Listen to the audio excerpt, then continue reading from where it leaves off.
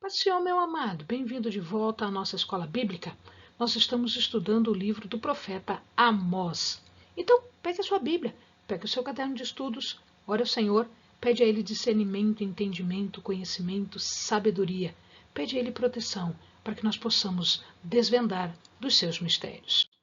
Nós estamos terminando os 3 discursos de juízo contra Israel e vamos falar hoje, então, a respeito do segundo hino sobre a soberania divina.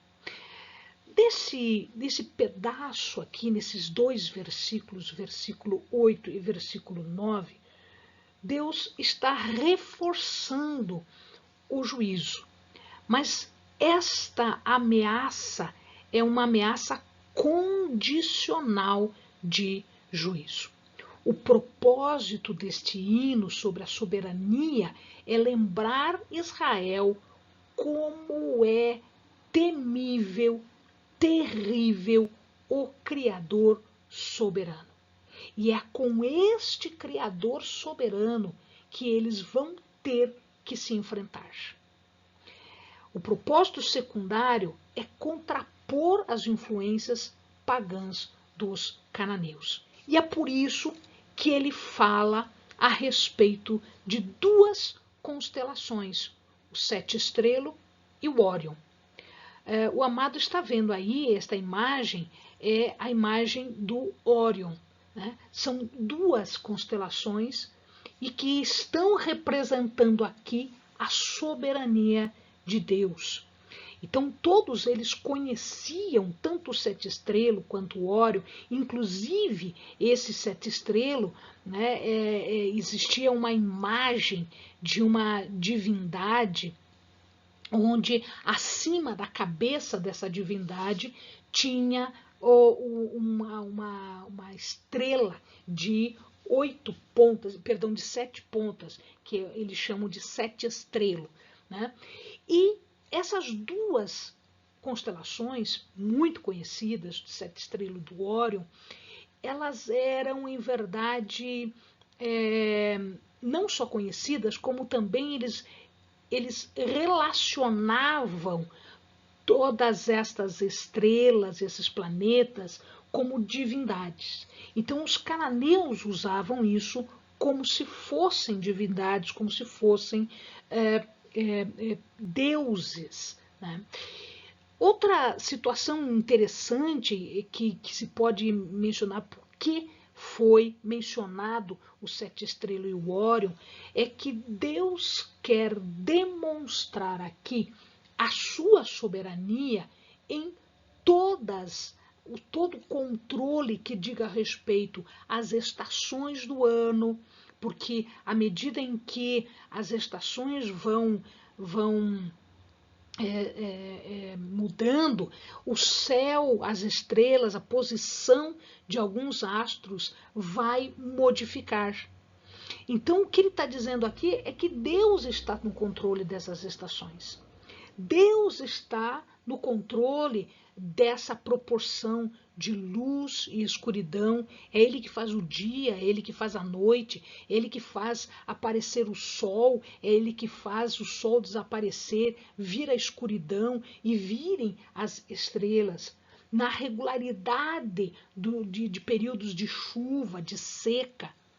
E, em verdade, os cananeus achavam que quem controlava os astros, quem controlava o clima, quem controlava tudo isso, era El, um deus chamado El, e um deus chamado Baal.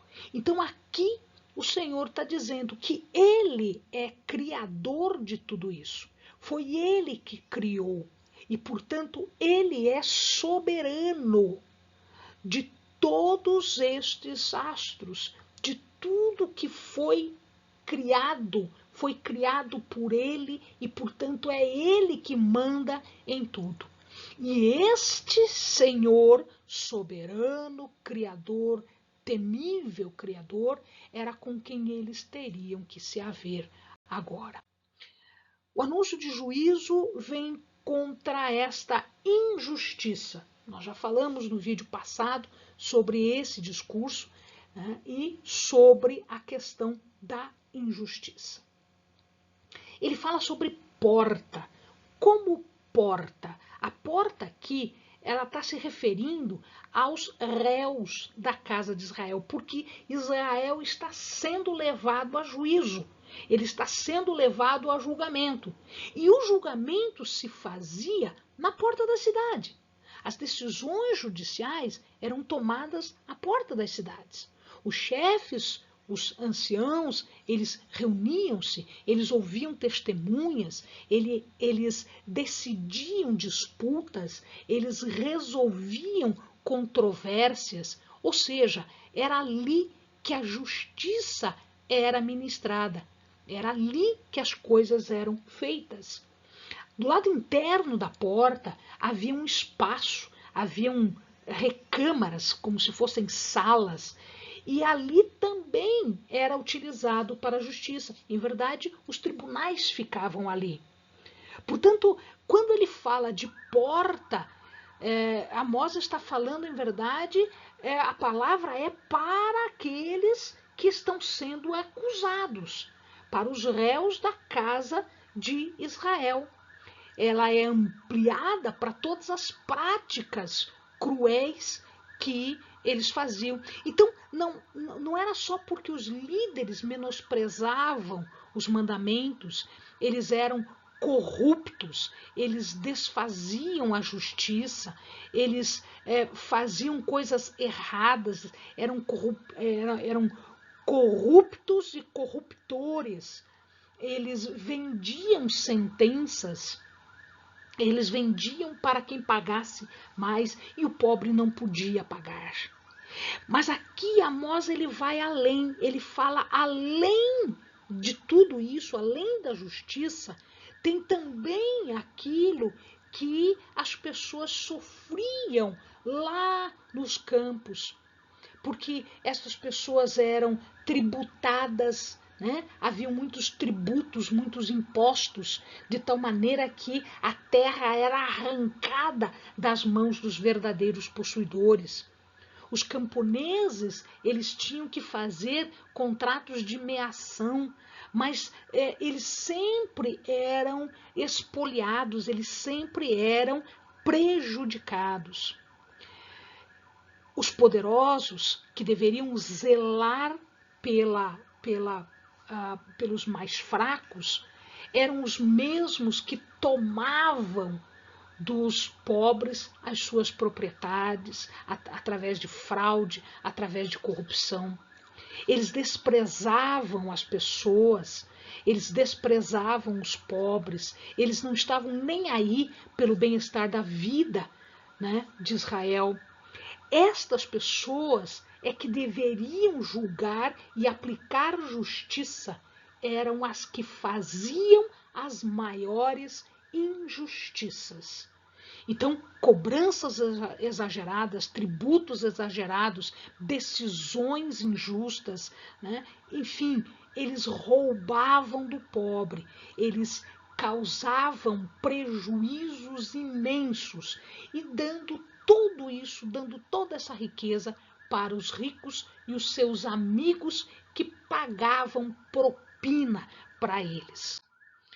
Ele descreve aqui como os bens eram adquiridos desonestamente, como os bens eram utilizados de forma errada, aqueles bens que eles adquiriam de forma injusta. Havia ostentação, como casas feitas de pedras lavradas. Que são essas pedras lavradas? As casas da época eram feitas de tijolo de barro, eram casas simples, eram casas humildes. Mas as pessoas que roubavam esses humildes usavam o produto do roubo exatamente para fazer casas luxuosas, né? As pedras eram de alto custo, porque custava muito caro extrair a pedra, transportar a pedra, cortar a pedra, aplicar a pedra, fazer a casa. Isso tudo custava muito caro, mas eles usavam o dinheiro da corrupção para fazer isso.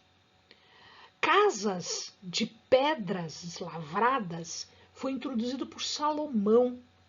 Quando Salomão, lá no auge da sua riqueza, né, ele começou a construir casas de pedras lavradas. Antes dele não se fazia isso. E depois a elite, o pessoal da grana, o pessoal do dinheiro, principalmente de Samaria, eles deixaram as casas de tijolo e passaram a fazer casas de pedra lavrada. Vinhas belíssimas. Vinha era liberdade, era segurança, era a terra destas pessoas que eles podiam utilizar para ter uma fonte de renda. Mas isso tudo lhes era roubado e também, além de ser roubado, eles usavam isso tudo para sustentar as suas bebedeiras, as suas devassidão que o profeta estava denunciando. Então, a denúncia aqui é de injustiça, é de deixar o pobre cada vez mais pobre, enriquecendo com este roubo e com esta corrupção aqueles que já eram ricos, para que eles pudessem ter casas, 2, 3 casas, para que eles pudessem ter casas de pedras, para que eles pudessem ter jardins e vinhas belíssimas, e não para se sustentar. O juízo aqui é o exílio. E o exílio resulta na perda total da terra. Como eles roubaram a terra dos pobres, a terra lhes seria tirada. As transgressões aqui não são transgressões que eventualmente acontecem. Ah, não, é ocasional. Não, aquilo era a regra. O pecado era a regra daquele povo corrupto. A corrupção era o principal pecado, o suborno, as propinas. Eles rejeitavam os padrões de justiça da aliança para se deixarem subornar, para ganharem propina, para serem corruptos, para perseguir os inocentes, para rejeitar as reivindicações dos pobres, né, que eram apresentadas na porta das cidades, ou seja, no tribunal. Esta vida era arrancada cruelmente. E isto lhes seria tirado quando eles fossem exilados. O tempo aqui é chamado de mal. E o julgamento é inevitável e é necessário para que se corrija a injustiça que estava sendo feita para os pobres. O profeta adiciona mais algumas admoestações. E o centro agora é a porta. Ou seja, ele está se preocupando com a porta. Mas por que ele está se preocupando com a porta? Porque a porta simboliza a justiça, simboliza o julgamento. Então, ele está chamando o povo não à busca do bem pura e simplesmente. É a busca do bem, mas através de uma justiça efetiva. A verdadeira obediência à vontade de Deus. É uma obediência que se manifesta em erigir a justiça. Não é só um patamar, só um nível, ou seja, o bem. Não, ele tem que ser além, ele tem que vir atrelado a uma busca de justiça. O bem é uma conduta social responsável, sim, ela é uma conduta atenciosa, mas ela tem que ser despertada por uma busca à semelhança de Deus. O que eu busco é uma conduta, uma atenção, uma responsabilidade de acordo com um padrão, de acordo com um modelo. E o modelo que nós estamos colocando aqui, através de todo esse ensinamento, Deus está colocando para nós uma busca com padrão ouro com o padrão de Deus, a semelhança de Deus. É isso que se quer. Existem agora algumas promessas. A primeira promessa, uma promessa condicional, é a da provisão divina, da proteção.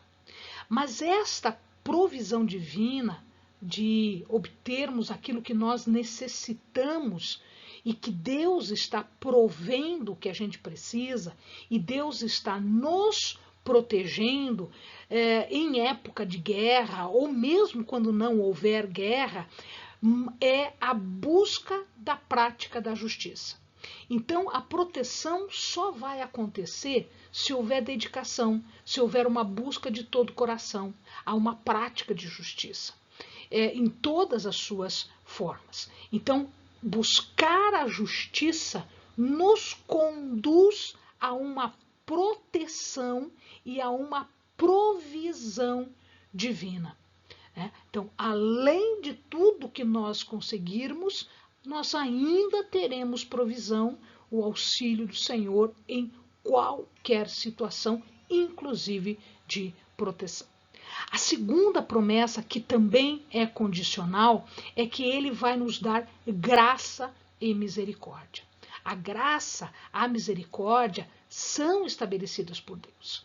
E Deus é livre para decidir a quem manifestar sua misericórdia e sua graça.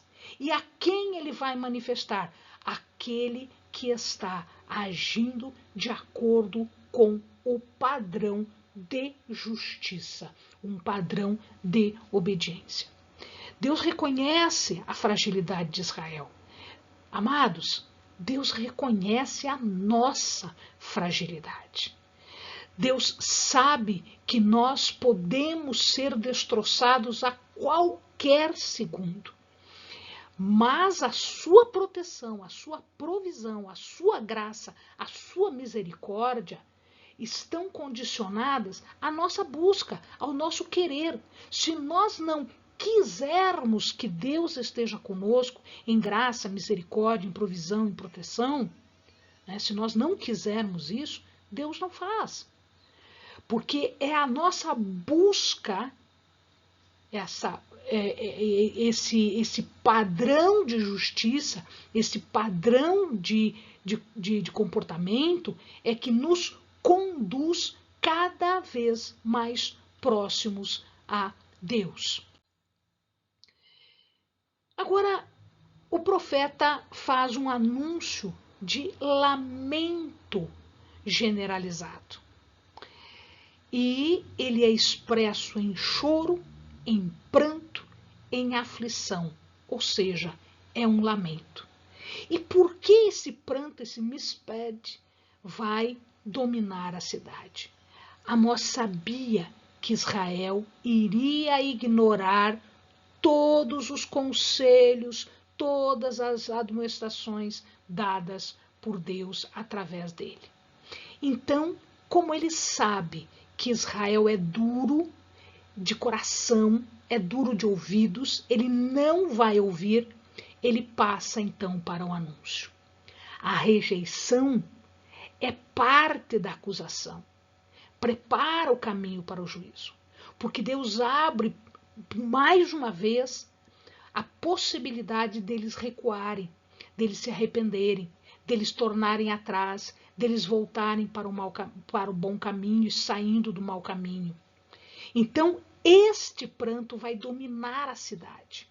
Mas o profeta não menciona a cidade, ele não menciona Samaria, mas nós entendemos que vai ser um lamento geral. E aí se convocam para chorar, para fazer como carpideiros, né? Carpideira era aquela pessoa que é contratada para chorar em um funeral, em um velório. E eles vão, inclusive, convocar os trabalhadores do campo. A aflição é tanta que até os trabalhadores do campo são convocados para ajudar os carpideiros a chorar, para ajudar no ritual de procissão fúnebre, para ajudar no sepultamento. E aqui nós temos um jogo, porque a gente lembra do canto de júbilo das grandes colheitas do passado, e agora esses lavradores, em vez de cantarem as colheitas, a fartura, eles estão chorando, fúnebres, o sepultamento. Então, aqui o profeta vai dizer que todos estão envolvidos neste lamento. A perda das colheitas é a falência do culto à fertilidade, porque eles achavam que eram os outros deuses que davam aos israelenses a cultura, tudo que eles comiam. O Senhor, então, vai ameaçar passar no meio deles. Significa isso?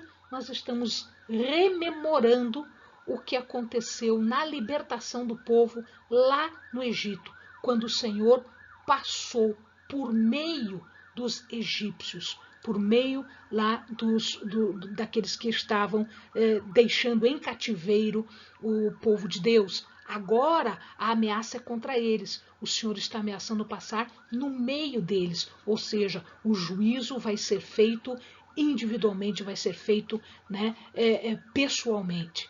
E a consequência desse colapso todo,